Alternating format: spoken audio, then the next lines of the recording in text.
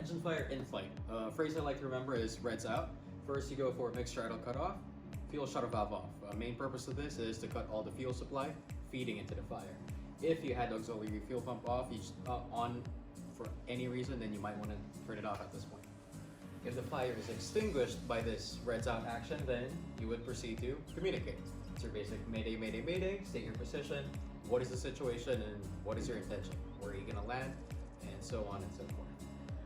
Next thing to do would be to prepare for your forced landing.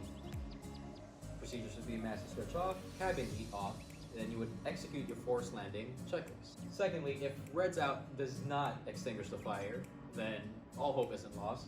You pitch for 100 to try to extinguish the fire. So the speed is the speed recommended by the manufacturer, and you'd find this on your POH, and you would execute S-turns towards your landing spot. Purpose of this would be collision avoidance. So even just because you're going through an emergency does not make the entire area aware of what's going on. So it would still be part of your responsibility to make sure that as you're trying to get to the ground safely, you don't encounter another aircraft. Once a fire is extinguished, you want to conserve your altitude. So once 100 is not necessary, you immediately pitch for best glide. And you execute your forced landing checklist, which we'll go to right now. Alright, forced landing checklist. Passenger seat backs upright, seats and seatbelts secure, airspeed 70 knots if you have flaps up, 65 knots for any flap settings down. If your altitude permits, we want to glide to land upwind. This would make our surfaces more effective, thereby reducing the landing roll we're going to use up. Because it might not be an ideal runway we're landing on, so you want to conserve that distance too. If altitude permits, again, you would want to create a traffic pattern. Just think of yourself in the scenario. It's a tense situation. You are going through an emergency. It's an emergency procedure.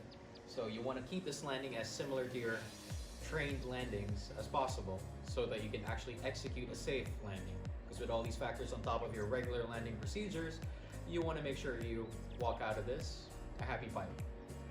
Cabin doors unlatch, land slightly tail low, and heavily apply your brakes. All right, engine fire in flight. So we're gonna go through our flow procedure here.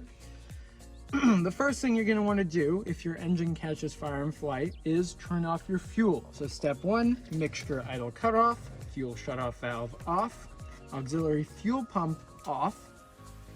And like we said in the classroom, if that worked, then obviously you have no engine anymore, so you're going to want to be calling ATC, mayday, mayday, mayday, announce your position, your intentions, souls on board, and then follow through the forced landing checklist.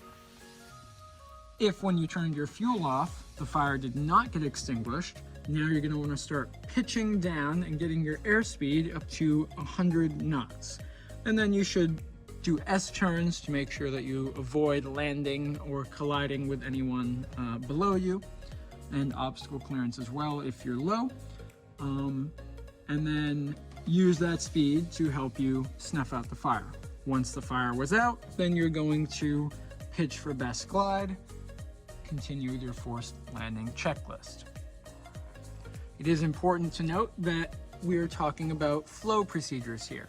After you are completed with your flow checklist, you want to actually pull out the emergency checklist and verify that you didn't miss anything. Missing a critical item could change the outcome of the emergency. So always do your flow, do your memory items, and then verify with the checklist.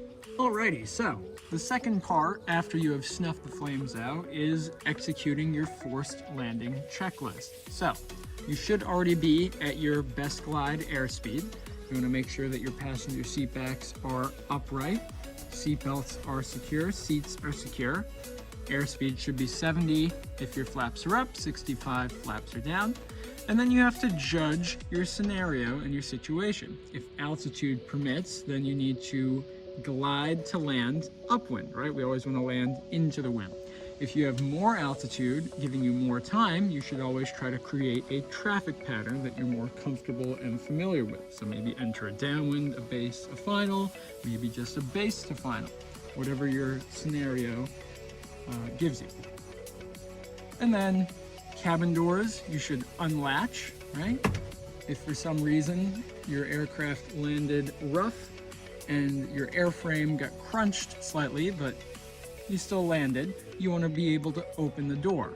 Having the door locked, if any structural damage occurred, can actually lock the door closed even if you try to unlock it. So you want to make sure your cabin door is unlatched prior to touchdown. And then when you touch down, you want to touch down slightly tail low. And brakes normally apply heavily, but that depends on what surface you're landing on. You may need to recall your soft field landing procedures or short field landing procedures, depending on where you're landing.